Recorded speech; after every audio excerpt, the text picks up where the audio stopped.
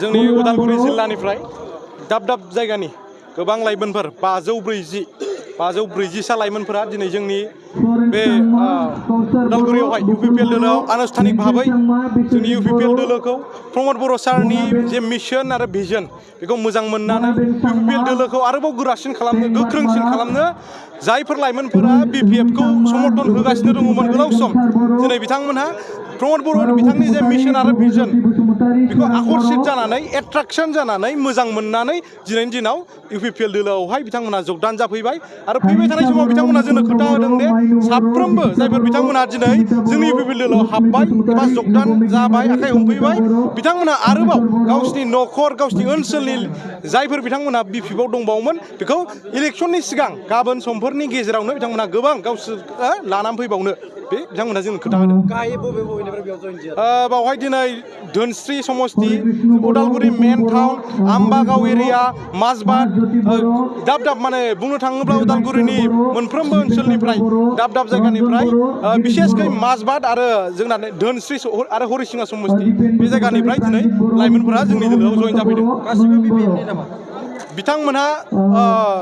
दलजों लोब्बा गैद्रायाब्लाबो माखासेयाथ' जा बनसुनिफ्रायबो दङ जोंहा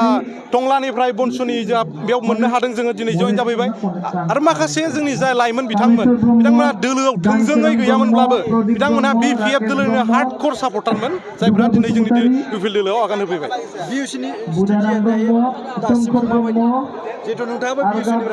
BSUनि स्ट्रेटेजिया माबायदि बेखौ आं दिनैनि दिनाव बुंनो थांला बा आं मिथिया आरो बिथांमोनाव दा मा स्ट्रेटेजि थाबावनो जायफोर बिथांमोनहा केन्द्रीय नेतृत्व बा सेन्ट्रेल कमिटियाव दंमोन बेयावथ' फ्रायैनो लांदां जाबैबाय आरो जेरावहाय सोद्रोमायानो गैला सोरखौ लानानै पलिसि खालामबावगोन एबा फिल्डआव हाबनानै खामानि मावबावगोन दा गतिके माबा मोनसे प्लेन पलिसि थाबावगोन होननानै आं सानला बनसुनिफ्रायबो दिनै गोबां जयेन जाबाय थानायखौ जों बनसुआ जोबा आं बेखौ दिनैनि दिनाव बुंनो हाया माखासे बिथांमोनहा आइडिय'लजिकेलि नांथाबनानै थायो आरो माखासे बिथांमोनहा जे प्रमद बर' बिथांनि दैदेननायजोंनो माखासे थांखिफोरा जोंनि जौगानायनि थांखिफोरा जाफुंहैगासिगोन बिथांमोना बेखौ बुजिनो हानानै गुरलाब गुरथाब माने जोंनियावहाय हाबफैगासिनो दं आरो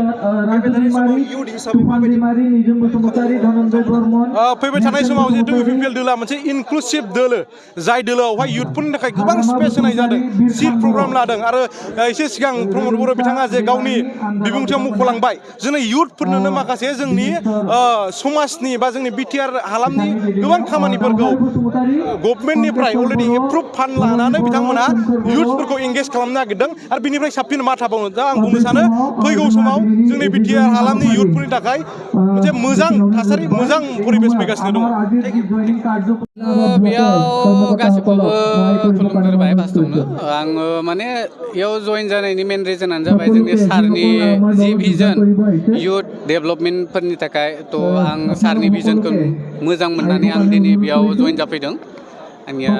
बेनो आरो सिगां आङो एज ए प्रेसिडेन्ट बनसु टंला आनसलिकनि बिबानाव दंमोन ओमफ्राय दा आं बेखौ नागारनानै दिनै सारनि मेन रिजनानो बेनो सेम एज माने सारनि जि इयुथफोर डेभेलपमेन्टनि थाखाय जोंनि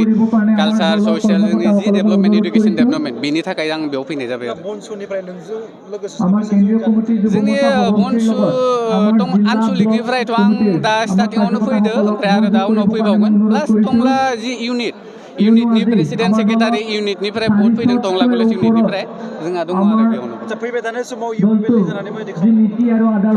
थानाय समाव सारनि आगान मथे सारा जि खामानि जोंनि सायाव एगारना होयो जों सारनि मोजाङैनो मावलांगोन सारा जि एक्सपेक्टेसन लाखियो जों गावनि गोसो गोथारै जों मावनो सेस्था खालामगोन सारनि एक्सपेक्टेसन हिसाबै फोथायनायथ' बहुत दङ दा जेनेबा सारा जि खोथा बुंदों माने मावलांबाय थादों दा बेखौ मोजां मोननानै बेनिखायनो जोङो बहुत मानसिया बहुत इयुथ दा इयाव फैदों आरो लोगोसे हाबबावगोन आरो साननैसो उनाव